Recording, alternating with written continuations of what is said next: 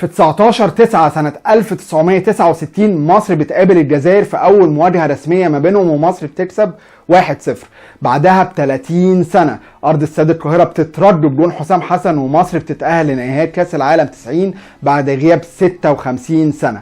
بعدها ب20 سنة في 18/11 سنة 2009 عنتر يحيى بيرج استاد أم درمان، والجزائر المرة دي هي اللي هتتأهل. صراع هو التاريخي، هو الدائم، هو القائم ما بين مصر وما بين الجزائر. مين الافضل في الكوره، هل مصر ولا الجزائر؟ وشايف الناس اللي هتقول لي عارفك يا مصري انت هتتكلم باسم مصر وهتنحازها. لا، في الحلقه دي هنتكلم بالارقام، والارقام ما فيهاش يمين وشمال، الرقم هو رقم. في البدايه قبل ما نخش في كل التفاصيل، الحلقه دي مش عن المنتخبات بس، دي كمان هتشمل الانديه وكل ارقامهم. بس سيبوا لي بقى تعليقات وتقولوا لي ايه هو الجون اللي انت ما تقدرش تنساه في تاريخ مواجهات مصر والجزائر، سواء مصر هي اللي سجلته او الجزائر هي اللي سجلته. وقبل ما نبدا زي ما احنا متعودين نعمل لايك للفيديو ونشترك في القناه وتسيبوا لي كومنت، ويلا بينا نبتدي.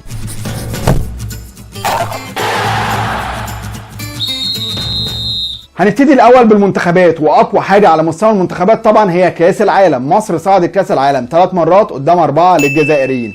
ال3 بتوع مصر خرجت من الدور الاول، والجزائريين صعدوا الدور ال16 سنه 2014. هنا الجزائر متفوقه. بالنسبه لبطوله افريقيا، مصر حققتها 7 مرات قدام بطولتين بس للجزائريين، مع الاخذ في الاعتبار ان اتحاد الكره المصري اتاسس سنه 1920، وبعديه بحوالي 40 سنه سنه 1962 اتحاد الكره الجزائري اتاسس. يعني دوت ممكن يكون عامل من ضمن العوامل اللي اثرت، لكن برضو النسبه ما زالت كبيره وبتصب ناحيه منتخب مصر. اعلى تصنيف وصل له منتخب مصر كان التاسع عالميا سنه 2010 قدام اعلى تصنيف وصل له الجزائريين كان ال15 سنه 2014. اقل تصنيف نزل له منتخب مصر كان ال75 سنه 2013 قدام 103 اقل تصنيف وصل له الجزائريين سنه 2008. الهدافين والاكثر مشاركه: حسام حسن الهداف التاريخي لمنتخب مصر 69 جون، وعبد الحفيظ تسفاوت الهداف التاريخي للجزائر 36 جون. بالنسبه لعدد المشاركات، احمد حسن هو اللعيب التاريخي لمنتخب مصر 184 مشاركه قدام الاخضر بلومي 147 مشاركه مع الجزائر. نيجي بقى للمواجهات المباشرة الرسمية ما بين مصر والجزائر. لعبوا 15 ماتش، 5 مرات فوز لمصر، 6 للجزائر، و4 تعادل. طبعا هنا في تفوق للجزائريين، واتمنى تسيبوا لي في الكومنت ايه هي اكبر نتيجة ما بين المنتخبين حصلت في ماتش رسمي، يا ريت تسيبوها لي في الكومنت وكانت لصالح مين. خلصنا المنتخبات، نروح بقى للأندية. الأندية المصرية والجزائرية لعبوا 56 ماتش، 28 هنا و28 هنا. الأندية المصرية كسبت في 22 ماتش، والأندية الجزائرية كسبت في 17 وتعادلوا في 17. بس لما نشوف مين بيكسب فين نلاقي دايما ان الفرقة اللي على أرضها هي اللي بتكسب. يعني المصريين من 28 ماتش على أرضهم كسبوا 18، والجزائريين من 28 ماتش على أرضهم كسبوا 14. الفروقات ما زالت قريبه جدا، ان هي في النهايه 5 ماتشات تفرق الانديه المصريه عن الانديه الجزائريه. بس هل النتيجه القريبه ديت قريبه برده في الكؤوس على مستوى افريقيا ولا لا؟ ده اللي هنقوله في اللينك الجاي.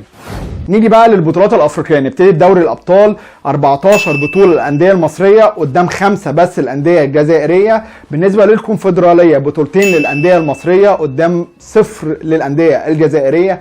كاس الكؤوس اللي هي اتغيرت اسمها بعد كده للكونفدراليه، 8 بطولات للمصريين قدام بطوله واحده بس للجزائريين.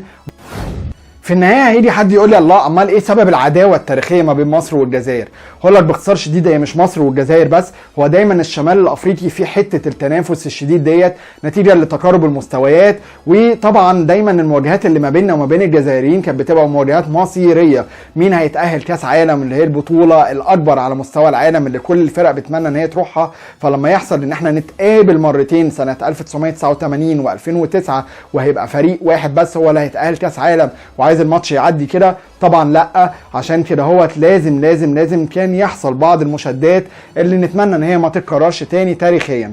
طب هيجي حد يقول لي طب وبعدين هيفضل الصراع دوت موجود؟ الصراع كرويا هيفضل موجود، الصراع كرويا هيفضل مستمر، لان الدولتين قريبين جدا جدا جدا في المستوى، والدولتين ليهم نفس الطموحات دايما في الكوره، والشعبين بيحبوا الكوره وبيعشقوها. لكن على مستوى الدول صديقه والدول اخوه، ونتمنى ان ما يحصلش التعصب بتاع مين فخر العرب، صلاح ولا محرز، عشان الاثنين هم فخر العرب. ويا ريت زي ما قلت لكم في الحلقه تسيبوا لي حاجتين في الكومنتس، ايه هو الجون اللي انت مش قادر تنساه في تاريخ مواجهات مصر والجزائر؟